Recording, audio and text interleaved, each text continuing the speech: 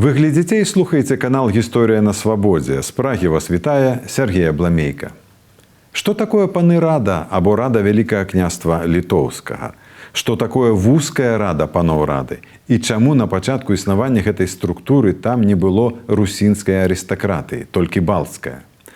Пра гэта і пра іншае мы пагаворым з нашай сённяшняй госцяй, беларускім гісторыкам, кандыдатам гістарычных навук Нінай Скіп'ян. Добрый дзень, Ніна. Добрый день.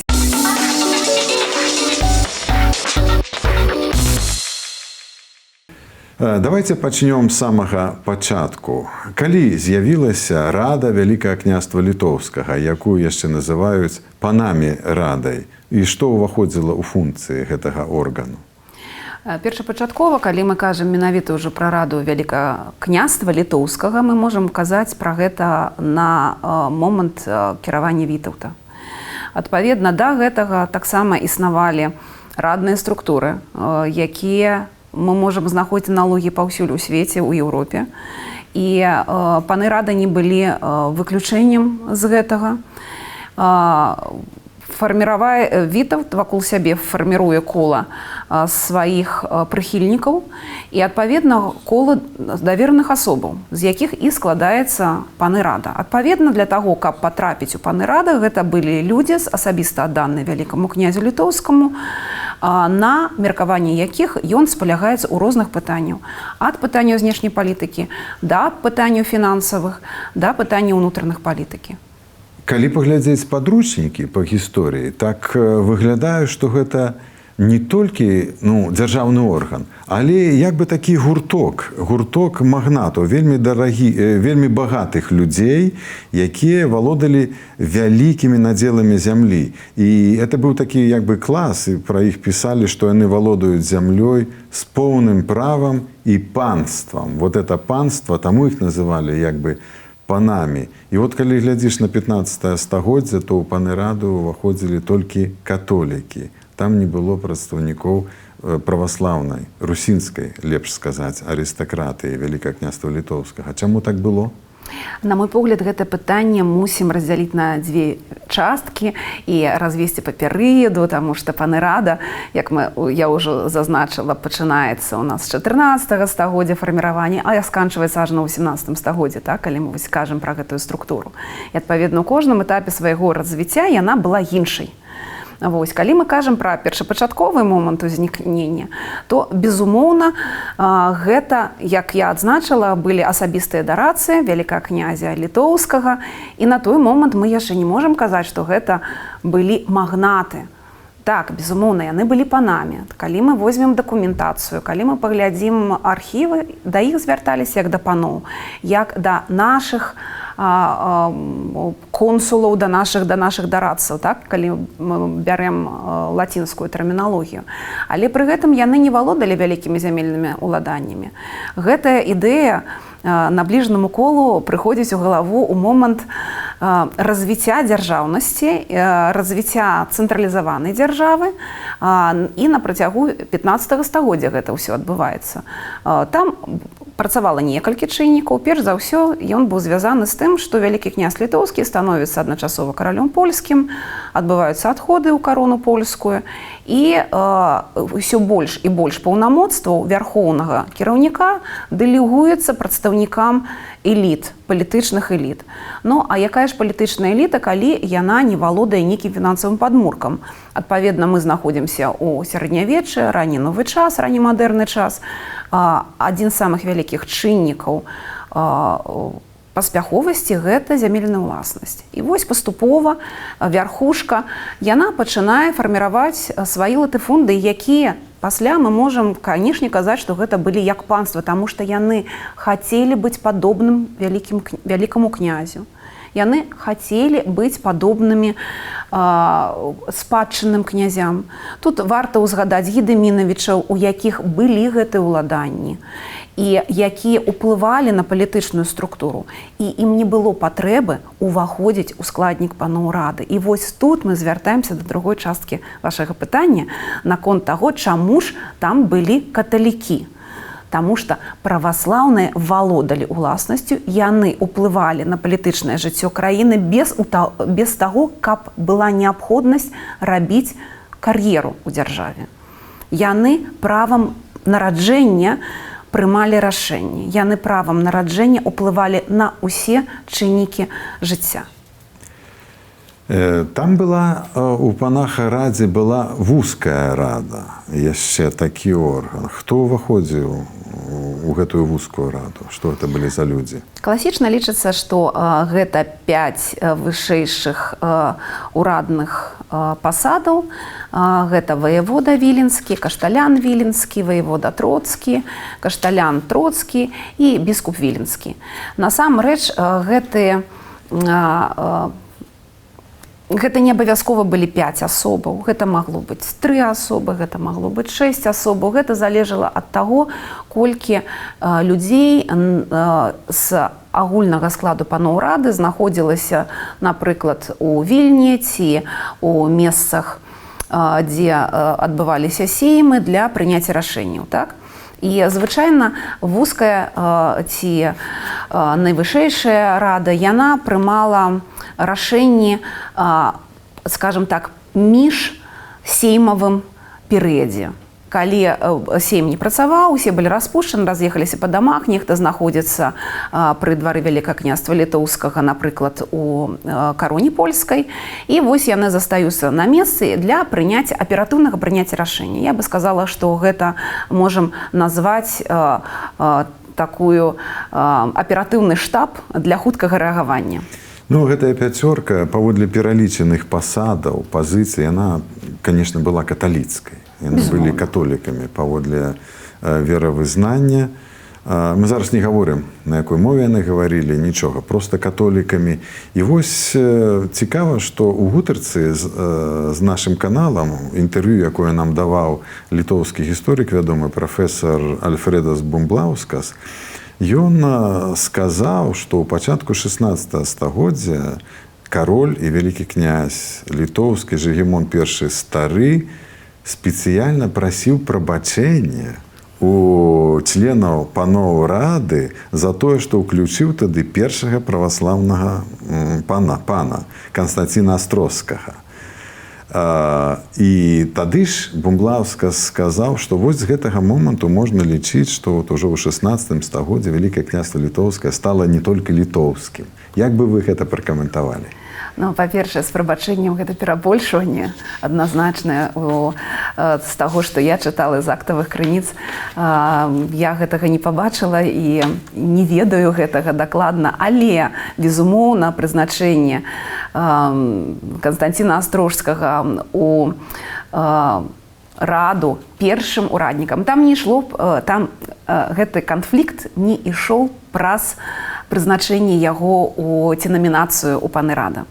Канфлікт адбыўся праз тое, што Канстанцін Астрожскі стаў першым ураднікам, галоўным, асноўным, можна так бы мовіць, прэм'ер-міністрам, што ж парушыла склаўшуюся на працягу стагоддзя традыцыю, што першым ураднікам Вялікага княства Літоўскага лічыўся ваявода Віленскі як асноўнага ваяводства і канцлер Вялікага княства Літоўскага. У той самы момант, як Канстанцін Астрожскі быў гетманам Вялікага княства Літоўскага і ваяводам Троцкім. То есть, згодна склаўшыся іерархіі, ён мусіў быць другім чалавекам у складзе паноў рады. А тут яго за выключныя заслугі перад абароннай айчынай робяць першым ураднікам. І ўзнікае канфлікт паміж ураднікамі, а не паміж панамі рады як органам і каталікамі. Так. Гэта знакаміты трактат Альберта Гаштольда, які ён піша Боне, і дзе ён там скардзіцца на тое, што вось у нас па традыцыі ніколі праваслаўныя не маглі займаць там вышэйшыя, самыя вышэйшыя ўрады, і як такое можа быць. Па сутнасці ён скардзіцца на несправядлівасць гэтага лёсу, таго, што ён, які ішоў, мы не будзем спыняцца на гэтай асобе, гэта сапраўды вельмі такая значная выключная асоба, які ішоў доўгую дарогу да атрымання першага польскага ўрада Вялікага княства літоўскага у момант атрымання слава яго выпадае з рук, і вось Канстанцін Астрожскі, з якім ён быў у прыязных стасунках, які яго да гэтага абараняў, раптам яго абскоквае, становіцца першым, і з гэтага моманту вось пачынаецца ўнутраная канфронтацыя ўжо паміж Гаштольдам і Астрожскім, так? Але гэта, я бы сказала, сітуацыя з праваслаўем, гэта проста быў адзін з довадам, чаму ён пярэчыў прызначэнне Канстанціна Астрожскага на першую радную пасаду. Калі б Канстанцін Астрожскі быў каталіком і яго б прызначылі у такіх жа самых умовах гетманам і ваеводам Троцкім на першае месца у панах рады, узнікла бы тая ж самая праблема. Таму тут мы, на мой погляд, мы не можам казаць пра тое, што гэта было звязана менавіта з пытаннем веравызнання. Цікава, можа тады ж мы ведаем, што тады ж Гаштольд і пачаў задумвацца над ідэнтычнасцю трошечку, можа это было штуршком таксама, но это ўжо наше прыпушчэнне. Гэта наше дапушчэнне, безумоўна, калі мы крышачку ў бок ад паноў рады сыходзім, але не было маналітнасці ў сем'ях вышэйшага саслоўя. Яны былі перамешаны, жонкі заставаліся праваслаўнымі, муж'я былі каталікамі.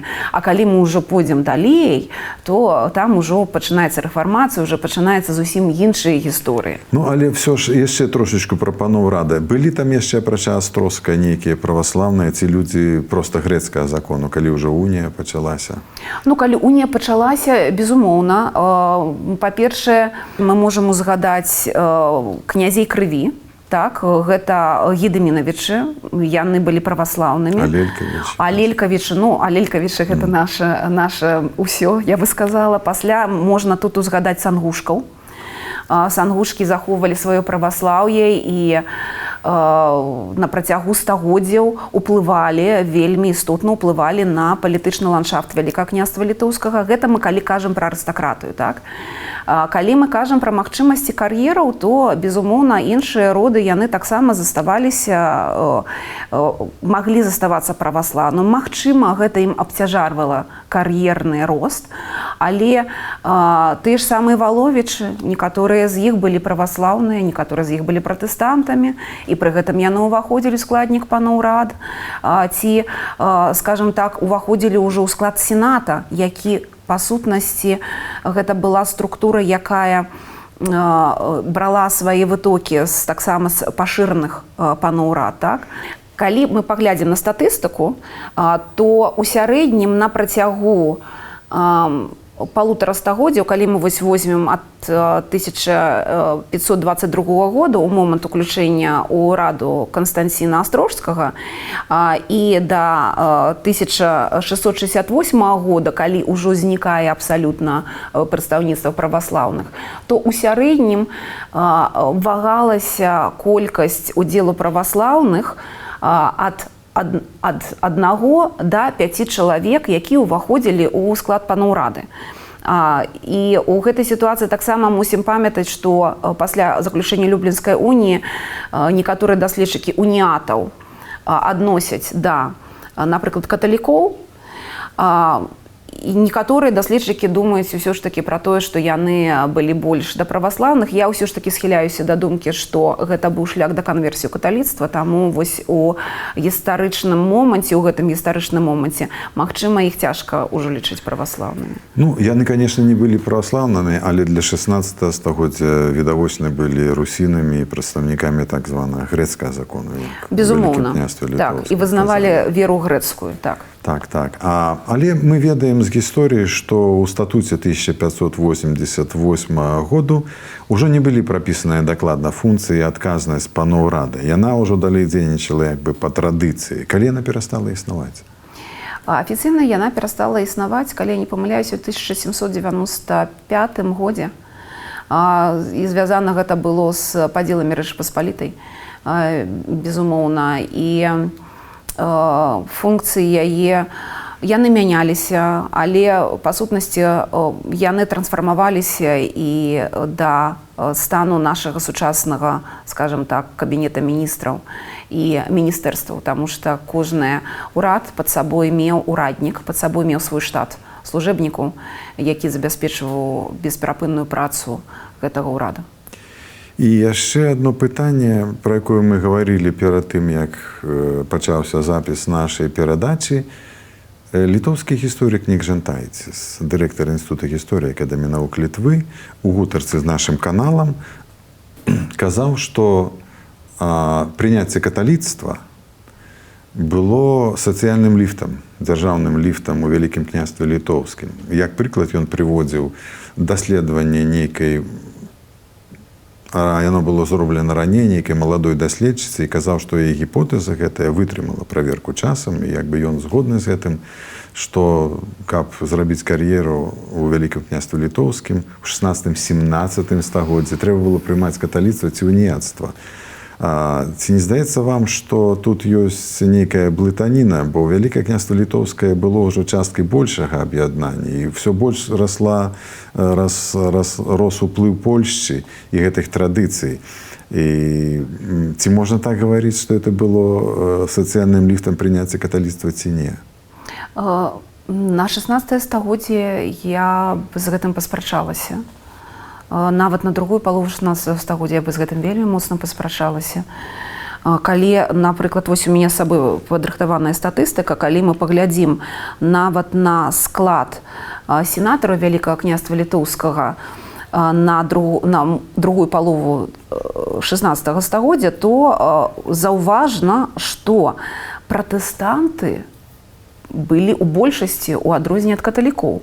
Ну, калі вось мы на гэта паглядзім, калі ласка, 1572 год, так, каталікоў трое, 16 пратэстантаў розных, так, і праваслаўных трое. Так? Безумоўна, ужо на пачатку 17 стагоддзя з наростам контррэфармацыі гэтая статыстыка мяняецца, але яно трымаецца дастаткова моцна у такім пачэсным прадстаўніцтве. То есть паглядзіце, на канец 16 стагоддзя, 1596 год, гэта 9 каталікоў з уніятамі, так? Пасля 10 каталікоў і 5 праваслаўных. То есть у якім моманце мы бачым тут кар'еру, звязаную з каталіцызмам, так? Калі мы ўжо ідзем у 17 стагоддзе, то ў 17 стагоддзе так, я магу з гэтым пагаджацца, таму што якраз такі канверсіі, спачатку праз пратэстантаў, пасля быў прамы шлях па сутнасці да каталіцтва, і ў гэты момант мы ўжо можам казаць, што так, сапраўды, польскія ўплывы, паланізацыя, тая ж самая, якая ўплывае на прыняцце рашэння, што лепш будзе для кар'еры. Калі мы параўноўваем нават сучаснай сітуацыі, мы заўсёды, як бацькі, выбіраем шлях для дзяцей, што прынясе найбольшы поспех. Двор канцэнтруецца ўжо у Польшчы, адпаведна, дзеці мусяць быць падрыхтаваныя да таго, каб яны там былі паспяховыя, рабілі кар'еру, і гэта безумоўна, таму што дзяцей адпраўляюць у езуіцкія калегіумы, а шлях з езуіцкіх калегіум толькі адзін – быць каталіком. Добра, это мы, значит, паспрабавалі і прадставілі такі беларускі погляд на вот эту праблему паноў рады і суадносінаў там розных груп магнатаў Вялікага княства літоўскага. Але вот я, калі размаўляю з гісторыкам, з прафесійным, з беларускім, не магу не спытацца і трошачку, яшчэ два пытання ў мяне да вас трошачку і іншыя. Вы займаецеся 16-17 стагоддзям, і таму не магу спытацца у вас пра пераемнасць паміж сучаснымі беларусамі і русінамі. Справа ў тым, што наш канал існуе ўжо 1,5 года, і на ім літаральна тысячы, можа быць, дзясяткі тысяч каментароў ужо пакінулі слухачы і чытачы, і вельмі многія адмаўляюць беларусам у пераемнасці з русінамі. Маўляў, Калі вы гаворыце пра 16-17 ці 17 стагоддзя, гэта былі русіны, і не прымазвайцеся да іх. Вы, беларусы, нешта новая з'ява нейкая. Вы з'ява 20 стагоддзя. Не лезьце туды, а это іншы народ. Так што вы скажаце, як пракаментуеце пытанне пераемнасці беларусаў і русінаў? Ну, зразумела, што я не магу пагадзіцца з думкай, што беларусы з'явіліся ад слова Божьего ў 20 стагоддзі, так? Яны ж мусілі аднекуль з'явіцца. І Расія стварыла, кажуць каментатары нашы. Гэта таксама даюць ім нейкую деміургічную функцыю, так? Але я лічу, што тут ёсць напростава пераемнасць. Гэта як яблык не назаві, ён застаецца яблыкам, так? І тут можна проста гуляцца ў тэрміналогію, можна зноў успамінаць, напрыклад, я не ведаю прынятую французскую тэрміналогію, рутэны. Магчыма, гэта звязана з палітычнай кан'юнктурай, калі проста няёмка чуць беларусы, беларуская дзяржава. Не так даўно, год таму, я таксама ўдзельнічала ў подыуме дыскусіі, дзе мы абмяркоўвалі, ці з'яўляецца Вялікае княства літоўскай беларускай дзяржавай, так? І, безумоўна, мы з калегамі сышліся на думцы, таму што гэта былі беларускія гісторыкі, што казаць пра нацыянальнасць дзяржавы у сярэднявеччы, у раннемадэрным часе не вымагае, таму што гэта момант фарміравання любых дзяржаўных структур, любой дзяржавы, гэта вытокі. І адмаўляць сабе ў гэтых вытоках, ну, гэта проста недарэчна і прыводзіць да гістарычных памылак, а мы ўсе ведаем, што здараецца з людзьмі, якія дрэнна вучаць гісторыю. Між іншым, гісторыкі літоўскія, якія ў нас бралі ўдзел, сцвярджалі, што ў 16-17 стагоддзях уже існавала літоўская нацыя. Бо Снайдер такога не пісаў. Снайдер, конечно, піша пра палітычны народ Вялікае княства літоўскага, але вот яны кажуць, што это мела, вот ліцвіны былі ўжо літоўскай нацыяй. Добра. І пытанне яшчэ да вас пра нашых ліцвінаў ці літвіноў. Называйце іх як заўгодна, але што вы скажаце вот пра гэтыя прапанова перайменаваць Беларусь, назваць Беларусь Вялікай Літвой, Літваруссю, ці там Крыві, маса розных праектаў. Гэтыя людзі таксама вельмі актыўныя ў інтэрнэце, і ў нас на нашым канале пакідаюць сотні каментаў вот такіх вот. Ці это ад нейкага незадавальнення, ад няўдач нацыянальнага будавання, самаедства нейкае, ці гэта нешта іншае? Магчыма, гэта імкненне як мага далей дыстанцавацца ад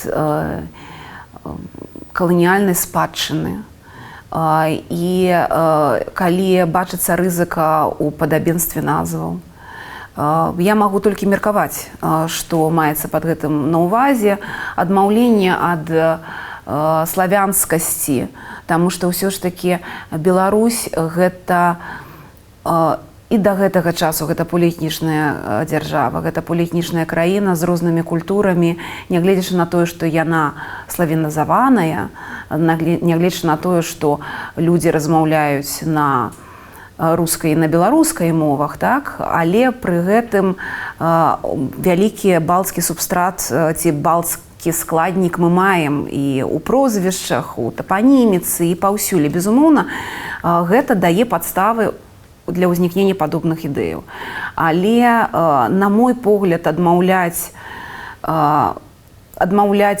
назву і выдумляць новую назву, калі гэтая назва ўжо выкарыстана суседзямі, гэта не зусім карэктна ў адносінах да суседзяў. І гэта дазваляе нашым суседзям тады выяўляць ці прад'яўляць прэтэнзіі усяму беларускаму грамадству, у тым, што ў нас там квітнее ліцвінізм, і ён з'яўляецца нацыянальнай пагрозай для існавання суседняй дзяржавы. Гэта, мне падаецца, вельмі неабачлівы падыход. Мы маем нашу краіну, мы маем яе такой, якой яна есть зараз. Яе трэба шанаваць, гісторыю яе трэба ведаць, даследаваць і не выдумляць таго, чаго няма. Дзякуй, Ніна, за гутарку. Дзякуй, Сергей, вам за тое, што запрасілі, за цікавыя пытанні. І спадзяюся, вашы слухачы, нашы слухачы, яны змогуць атрымаць ад гэтага задавальнення. Госцей каналу «Гісторыя на свабодзе» у нашай праскай студыі была кандыдат гістарычных навук Ніна Скіп'ян. У празе для вас працаваў Сергей Абламейка.